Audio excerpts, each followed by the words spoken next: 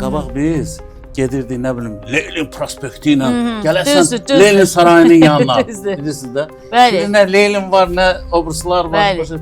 Ona görə də bilirsiniz nədir? Bu həyatda insanlara həyat yaratmaq lazımdır. Şərait yaratmaq lazımdır. Bu günlər Bakıda keçirilən tədbirdə baxıram, görürəm orada deyirlər su problemi var, ərzaq problemi var, ev problemi var. Bu günlər BMT nümayəndəsi çıxış edir, deyir ki 2030-cu ilə yer kürəsində yalan olmasın deyəsən 2000 ya neçə, ola bilsin rəqəmdə səhv edirəm. Çünki mən o qədər də yəni bu rəqəmlərə maraqlanmıram. Bu qədər insanın mənzil problemi olacaq. Həqiqətən də bu günləri baxın, elə bizim öz şəhərimizdə nə qədər insanlar kiraya qalır, nə qədər insanlar sənədləşdirilməmiş evlərdə qalırlar. O məsələlərdə yeri gəlmişkən bu fon üstə müzakirə olunur. Yeri gəlmişkən bizim dönəmləri möhtəşəm icra başçımız orada çıxış elədi. Eldar müəllim Əzizov. Dərs keçirdi hamısına. Mən də onun o bəzi belə deyək də baxıram ona deyirəm.